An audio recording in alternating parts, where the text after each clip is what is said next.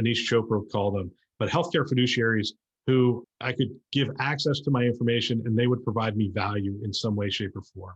They would either provide value in caring for my parents, they would provide value in caring for me. And to a certain extent, I could be the carrier. When I go to your health system and you say, hey, we don't have your complete medical record, I could say, hey, this app, I made the request with just a click of a button. I made the request from the 15 health systems I've been to over the 50 some odd years I've been on this planet, and I have the complete medical record. Would you like me to, click this button and give your health system access to it? And so as the carrier, as the common person at the point of care, I would be able to give it to whoever is caring for me at that moment, whether it be EMT or a primary care physician or whoever it is. That to me is sort of a nirvana from the patient perspective. I would think the doctors would love that there would be no pushback. Some doctors are, this is my medical record. No, we just want the data. That's, for the most part, clinically, that's what matters. Personally, yep. My wife's going through some health issues right now, and trying to get a prior authorization and the data that has to flow back and forth between provider and insurance carrier to get that prior authorization. What would interoperability look like? That we wouldn't have that we would have real-time authorizations based on algorithms that say, okay, you've gone through XYZ. Yeah, you got a tumor on your spine. We know we're going to approve this every single time. Absolutely. So why do we torture our patients? So let's step back. So this is This Week in Health IT. So we have a bunch of technologists. They may or may not understand prior authorizations. Help us to understand, what are prior authorizations?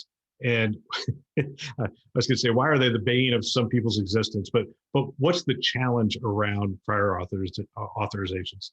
All right, I guess I can't use a lot of curse words on this show as I describe prior authorizations. No, that wouldn't be good. All right, so I'll clean it up. So as a physician, I'm seeing you for a medical issue, and we want to do a test.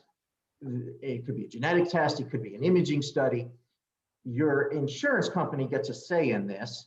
They want to make sure that we're not ordering unnecessary tests. And so there is a authorization that is needed. Because that problem does exist, right? There's an I forget what the word is. It's overutilization. Overutilization, okay. Yeah, so that does exist, and insurance companies have a business model to. Oh, I'm just ratcheting you up. Just by asking that question. I'm sorry. Because they're insurance companies, they're not doctors, or I don't know. So they're essentially questioning you whether this test is necessary. Correct, and they will use evidence-based guidelines to have a fair and balanced show here. They do. They will have evidence-based guidelines, but they need data to see, does this patient meet our evidence-based guideline? And so there's this game of, if we frustrate the patient and the doctor enough, they'll give up and we'll give up on the test, or the problem will go away, or they'll end up in the hospital and we'll deal with it then, because you don't have to do prior authorizations when you're in a hospital bed for the most part. So yes, but the prior authorization process is slow.